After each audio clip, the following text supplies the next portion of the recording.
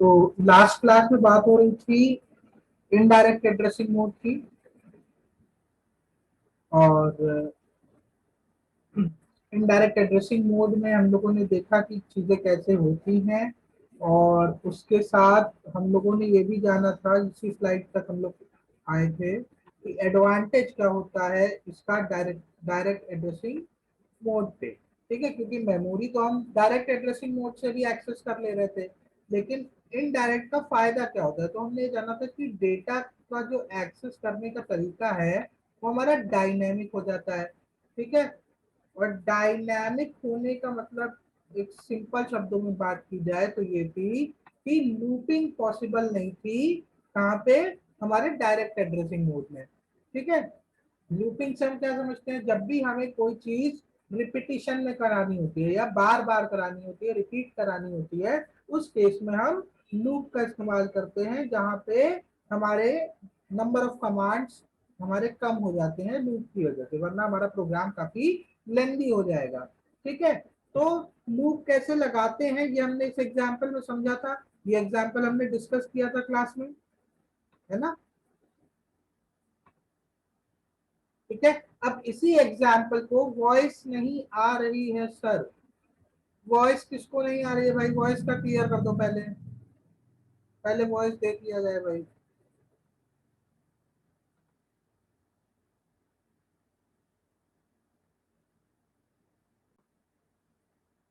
हाँ, तो जब हम लोग लाइव एग्जाम्पल इसका देखेंगे, अभी जब हम लोग इसको कील पे चला के देखेंगे, तो आप लोग पाएंगे क्या कि यहाँ पे आप एग्जाम्पल में सिर्फ एक सिंगल लूप देख रहे हैं, लेकिन वहां पे आपको दो लूप दिखेंगे, क्योंकि प्रोग्राम आपसे कह क्या रहा था बेटा, प्रोग्राम आपसे कह रहा था कि 16 रैम लोकेशन आप खाली करिए, क्लियर करने को बोल रहा है ना, और स्टार्ट कहाँ से, रैम एड्रेस 60H से।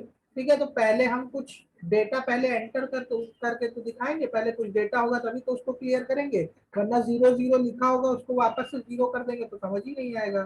ठीक है, तो पहले हम डेटा को एंटर करेंगे, फिर उस डेटा को हम क्लियर करेंगे। ठीक है, तो चलते हैं प्रोग्राम पे, और प्रोग्राम हम लोग देखते हैं कि कैसे काम कर रहा है।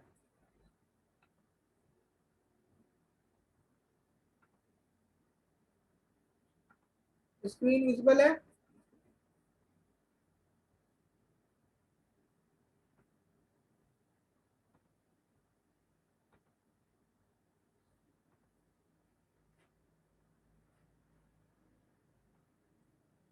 अब कुछ थोड़ा बेहतर क्लियर होगी आई थिंक। ठीक है, आप लोगों को मैं 2 मिनट का समय दे रहा हूं, आप लोग इस प्रोग्राम को देखिए और खुद एक बार समझने का प्रयास करिए कि हो क्या रहा है, फिर मैं आपको बताता हूं, और आप लोग मैच कराइएगा कि आप लोग सही समझे थे या नहीं। ठीक है, मैं आपको 2 मिनट का टाइम दे रहा हूँ, 4:13 हो रहे हैं, 4:15 तक का टाइम दे रहा हूँ। ठीक है, आप लोग एक बार खुद से समझने का प्रयास करिए। चलिए देखते हैं प्रोग्राम में हो क्या रहा है।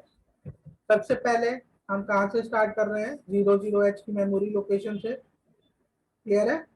उसके बाद नेक्स्ट लाइन पे क्या हो रहा है, हम R1 में एक डेटा लोड कर रहे हैं 60H, ये वही डेटा है, मतलब यही मेमोरी लोकेशन है जहां से हमें स्टार्ट करना है, लेकिन हम इनडायरेक्ट एड्रेसिंग मोड यूज कर रहे हैं, इस वजह से हमने यहाँ पे क्या दिया है, #60H, एक इमीडिएट डेटा है जिसको हम कहते हैं, हमने पॉइंटर लोड कर लिया। ठीक है, फिर हमने क्या किया, बी रजिस्टर में एक इमीडिएट डेटा दिया 01H, क्लियर है। फिर उसके बाद हमने क्या किया, ये है हमारा move R3 comma #10H। 10H का मतलब क्या होता है, अगर हम हेक्साडेसिमल की बात करें और उसको डेसिमल में कन्वर्ट करें, 10H हेक्साडेसिमल में हमारा बराबर होता है 16 के, जो कि डेसिमल में, मतलब 16 का डेसिमल और हेक्साडेसिमल का 10 आपस में बराबर होते हैं, मतलब हमने वैल्यू क्या दे रखी है, 16। ठीक, उसके बाद क्या कर रहा हूं मैं, अगली लाइन में क्या होगा, मूव @R1 कॉमा बी। ठीक है, @R1 पे जाएंगे, R1 पे देखा 60H, अब इस 60H मेमोरी लोकेशन पे जाएगा, ठीक है, इस मेमोरी लोकेशन पे जाके क्या करेगा, कॉमा बी, बी पे जो डेटा पड़ा है इसको कॉपी कर देगा। ठीक है, इसको कॉपी कर दिया, फिर अगली लाइन में आए इंक्रीमेंट बी, आईएनसी बी, मतलब बी 01 से हो जाएगा 02। ठीक, फिर लिखा है आईएनसी R1, मतलब R1 मेरा 60H से क्या बन जाएगा बेटा, R1 मेरा बन जाएगा 60 से 61। ठीक, फिर अगली लाइन में क्या हो रहा है, डिक्रीमेंट एंड जंप R3। ठीक है, R3 में जो मैंने 16 या 10H जो वैल्यू दी है वो मैंने किस लिए दी है, वो मैंने लूप चलाने के लिए यूज की है। ठीक है, इसको मैं 16 बार रिपीट कराऊंगा ये प्रोसेस। ठीक, तो डिक्रीमेंट एंड जंप R3 मतलब R3 को चेक करेगा। ठीक है, R3 को उसने चेक किया, पूरा नाम क्या होता था, decrement and jump if not zero. ठीक है, डिक्रीमेंट करो और जंप कर जाओ अगर जीरो ना हो, कहां पे, हियर पे। ठीक है, हियर कहाँ है, हियर यहाँ पे है। ठीक है, और ये हियर या ये सब रूटीन हम कहाँ लगाते हैं, ये हम वहां पे लगाते हैं जहां से हमें चीजें रिपीट करानी होती है। ठीक है, वहीं पे लगाएंगे हम। क्लियर है। अब क्या हो रहा है, ये चेक करेगा R3 को। R3 पे क्या पड़ा हुआ है बेटा, 10 पड़ा हुआ है। हेक्साडेसिमल का 10 समझ लो, चाहे डेसिमल का आप 16 समझ लो, क्या है, ये जीरो से ज्यादा है। जीरो से ज्यादा है तो क्या करेगा, वो R3 को एक डिक्रीमेंट कर देगा। ठीक है, R3 को डिक्रीमेंट करेगा तो R3 10H से क्या हो जाएगा, 0F, या 16 से 15 आ जाएगा। ठीक है, और एक घटाने के बाद ये हियर पे जंप कर जाएगा। हियर कहा, यहाँ पे जंप कर गया। ठीक है, फिलहाल क्या था, आपका 60H मेमोरी लोकेशन पे 01 जा चुका था। अब फिर से क्या होगा, इंक्रीमेंट एक बार हो चुका है, अब ये 60 से 61 हो गया, और ये 1 से 2 हो गया। फिर से क्या करेगा, move at the rate R1 comma B. अब की बार R1 पे क्या है, 61 है, और B पे क्या है, 02, मतलब 61 लोकेशन पे 02 डेटा कॉपी कर देगा। ठीक है, फिर उसके बाद फिर से एक इंक्रीमेंट हो जाएगा, B3 हो जाएगा, और R1 मेरा 62 हो जाएगा। ठीक है, उसके बाद फिर से चेक करेगा, फिर से कंडीशन अभी मैच नहीं कर रही है, फिर से रिपीट करेगा। तो ये बारी बारी जाते जाते जाते क्या होगा, ये 16 बार ये प्रोसेस रिपीट होगी, और डेटा बढ़ के सेव होता जाएगा। ठीक, उसके बाद क्या होगा, फिर हमें क्या करना है, अब क्लियर कराना है। क्लियर कराने के लिए क्या करेंगे, R0 रजिस्टर पे हमने क्या किया, सेम मेमोरी लोकेशन स्टार्टिंग वाली लोड कर दी। फिर R7 पे हमने क्या किया, हमने जितनी बार रिपीट कराना है उतनी बार वो वैल्यू हमने यहाँ पे लोड कर दी। उसके बाद क्या हुआ, move at the rate R0 comma A. ठीक है, यहाँ पे एक लाइन मिसिंग है, मैं अभी ऐड भी कर दे रहा हूं। यहाँ पे लिख देंगे एक चीज कि मूव मूव ए कॉमा हैश 00H। ठीक है, बाय डिफॉल्ट आपका एक्यूमुलेटर में 0 ही होता है, लेकिन हम 00H इसलिए ले लेते हैं कि अगर बाई चांस कोई वैल्यू पड़ी हो तो वो 0 हो जाए। ठीक, उसके बाद क्या करना है, at the rate R0 comma A, मतलब एट द रेट R0 का मतलब है 60H वाली मेमोरी लोकेशन पे जाएगा, फिर वहां पे ए मतलब 00 को कॉपी कर देगा, वो क्लियर हो जाएगी। फिर इंक्रीमेंट R0 को क्या कर देगा बेटा, R0 को 60 से 61 बना देगा। फिर उसके बाद कंडीशन चेक करेगा, R7 मेरा 10 मतलब 0 से ज्यादा है, फिर उसको एक घटा के कहाँ पे जंप कर जाएगा, अगेन पे। अगेन पे आएगा, उसके बाद फिर से 61 लोकेशन क्लियर करेगा, और ये बारी बारी आपकी प्रोसेस चलती जाएगी। ये होगा आपके प्रोग्राम में। ठीक है, अब इसको चला के देख लेते हैं जल्दी से। अच्छा, पहले हमको जल्दी से ये बता दीजिए कि जो मैंने अभी आपसे बताया प्रोग्राम, सेम यही चीज आप लोगों ने समझी कि कहीं पे कुछ अलग समझ लिया था, जल्दी से चैट बॉक्स में बता दीजिए।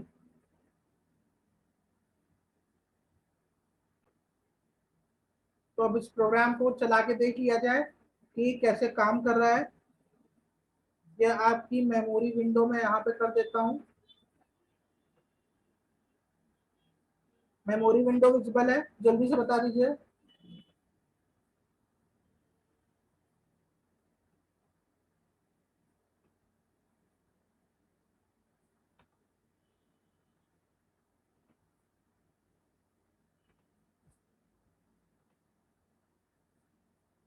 ठीक है, मेमोरी विंडो विजिबल है ना, तो हम लोग इसको चला के देखते हैं बारी बारी, स्टेप बाय स्टेप। बीच में थोड़ा सा फास्ट चलाऊंगा। ठीक है, जहां पे मुझे जरूरत नहीं है कि स्टेप बाय स्टेप देखूं, वहां पे मैं थोड़ा सा जल्दी चलाऊंगा और बस स्टार्टिंग के 2-3 स्टेप आपको दिखाऊंगा। चलिए तो स्टार्ट किया जाए। सबसे पहले स्टेप में क्या होना चाहिए, सबसे पहले स्टेप में आपका R1 में, हाँ एक चीज और ध्यान दीजिएगा, जहां पे मैंने डेटा पॉइंटर लोड किया है, मतलब एक बार यहाँ पे किया है 60H पे और एक बार यहाँ पे किया है, ठीक है, तो ये दो स्टेप्स में मैंने सिर्फ दो ही रजिस्टर यूज किए हैं, R1 और R0। जब भी डेटा पॉइंटर लोड करिएगा या आप इनडायरेक्ट एड्रेसिंग मोड यूज करिएगा, सिर्फ R0 और R1 रजिस्टर ही यूज करिएगा। लूप चलाने के लिए आप कोई भी रजिस्टर यूज कर सकते हैं, कोई दिक्कत नहीं है। और जब आप ये मूव कराने का काम करेंगे, वहां पे आप एक्यूमुलेटर या बी रजिस्टर लेके चलिएगा, क्योंकि R2 से R7 तक आपका काम नहीं करेगा। क्लियर है, इन बातों का आप विशेष ध्यान रखें। ठीक है, बाकी चीजें चलाते चलाते आ जाती हैं। ठीक है, कुछ चीजें बताने से नहीं समझ में आती हैं शायद, और प्रैक्टिस से ज्यादा बेहतर समझ में आती हैं। ठीक है, तो आप लोग इसको बस देखिए स्टेप बाय स्टेप क्या हो रहा है। सबसे पहले R1 में 60 जाना चाहिए। ठीक है, R1 में 60 आ चुका है। अगले स्टेप में क्या है, बी रजिस्टर में आपका 01 जाना चाहिए। बी रजिस्टर में 01 आ चुका है। ठीक है, फिर हम अपने लूप चलाने के लिए एक वैल्यू रखेंगे किसी रजिस्टर में, कितनी बार हमें लूप चलाना है, तो हमें 16 बार चलाना है, तो हम R3 में रखना है, तो R3 में मेरा 10 आ गया। ठीक है, अब क्या होगा, मूव @R1, बी, मतलब @R1 मतलब अब 60H मेमोरी लोकेशन बन जाएगी। अब इस मेमोरी विंडो में देखिएगा, ये 60H वाली जो लोकेशन है, यहाँ पे बी का डेटा आ जाना चाहिए। ठीक है, तो जैसे ही अगले स्टेप में गए, आपका बी का डेटा कहाँ कॉपी हो गया, आपका बी का डेटा 60H मेमोरी लोकेशन पे कॉपी हो गया। ठीक, अब क्या हो रहा है, अब बात हो रही है कि बी को इंक्रीमेंट कर दीजिए, बी 1 से 2 हो जाए, तो बी 1 से 2 हो गया। ठीक है, R1 भी एक स्टेप बढ़ जाए, तो R1 मेरा 60 से क्या हो गया बेटा, 60 से 61 हो गया। क्लियर है, अब मुझे ये चीज रिपीट करानी है बार बार, कितनी बार, 16 बार, मतलब मेरी 16 मेमोरी लोकेशन भर जाए। ठीक है, तो मैंने कंडीशन दी कि decrement and jump if not zero. ठीक है, इसको R3 को चेक करो कि जीरो है कि नहीं, अगर नहीं है तो उसको एक घटा दो और हियर पे जंप कर जाओ। ठीक है, हियर मैं वही रखूंगा जहां से मुझे चीजें रिपीट करानी है। ठीक है, अब R3 एक कम हो जाएगा, R3 10 से 0F हो जाएगा। ठीक है, तो R3 क्या हो गया बेटा, R3 आप देख सकते हैं 0F हो चुका है। ठीक, अब फिर से वो क्या होगा, देखिए आप वीआर वाले पे आ गए, यहाँ पे देखिए, यहाँ पे आपका कर्सर ब्लिंक कर रहा है। ठीक है, तो अब क्या होगा, मूव @R1, बी। अब R1 कितना है बेटा, R1 61 है। ठीक है, अब 61 वाली मेमोरी लोकेशन पे जाएगा और वहां पे बी का डेटा जो कि अब 01 से 02 हो चुका है, ये मेरा कहाँ कॉपी हो जाएगा, 61 वाली मेमोरी लोकेशन पे, जो कि आप देख सकते हैं। ठीक है, फिर क्या होगा, फिर एक बार बी आपका इंक्रीमेंट हो जाएगा, फिर आपका R1 61 से 62 हो जाएगा। ठीक है, फिर से कंडीशन चेक करेगा। ठीक है, अभी भी जीरो नहीं है, तो अब इसको F से E कर देगा R3 को, और फिर से हियर पे जंप कर जाएगा। आप ये कर्सर यहाँ पे देख सकते, ये चीज अभी ये लूप में ही घूमता रहेगा, कब तक, जब तक मेरा R3 जीरो नहीं हो जाता। ठीक है, फिर अब की बार 62 वाली मेमोरी लोकेशन पे 3 कॉपी कर देगा, फिर चेक करेगा कंडीशन, और चेक करने के बाद फिर से वापस हियर पे आ जाएगा, फिर 64 वाली मेमोरी लोकेशन, 63 वाली मेमोरी लोकेशन सॉरी, उस पर कॉपी कर देगा। फिर ये प्रोसेस चलती रहेगी। ठीक है, आप देख रहे हैं बार बार ये नेक्स्ट मेमोरी लोकेशन एक स्टेप बढ़ा के फिल करता जा रहा है, कब तक भरेगा, 16 टाइम्स। ठीक है, ये F और ये 10। ठीक है, ये 10। अब की बार जैसे ही इसने भर ली ये वाली मेमोरी लोकेशन, ये क्या करेगा, ये अब चेक करेगा R3 को। ठीक है, अभी फिलहाल इंक्रीमेंट तो कर देगा, B11 चला जाएगा। ठीक है, फिर R1 मेरा 70 पहुंच जाएगा। अब ये चेक करेगा R3 को चेक करेगा और देखेगा जीरो है कि नहीं। ठीक है, फिर से ये अब की बार देखा, जैसे ही ये जीरो हुआ, ठीक है, 01 से 00 हुआ और ये तुरंत लूप से बाहर आ जाएगा। ठीक है, 00 पे आया और ये लूप से बाहर आ गया। ठीक, अब क्या हुआ, अब अगला लूप चलेगा। ठीक, अब अगला लूप चलेगा। ठीक, अब यहाँ पे क्या है, R0 पे मैं 60 दे दूंगा। ठीक है, R0 पे मेरा 60 आ गया। ठीक, सेम वही प्रोसेस है। R7, अब दूसरे रजिस्टर पे मैं लूप चलाने के लिए एक वैल्यू दे रहा हूं। ठीक, मैं R7 पे आ गया 10। ठीक, उसके बाद एक्यूमुलेटर पे मैंने 00 दे दिया। अब क्या कह रहा है कि @R0, मतलब R0 पे जो मेमोरी लोकेशन है उस पे जाओ और एक्यूमुलेटर का डेटा कॉपी कर दो। ठीक है, अब R0 पे गया, 60H पे गया और उसका डेटा उसने कॉपी कर दिया किस पे, 60H वाली मेमोरी लोकेशन पे।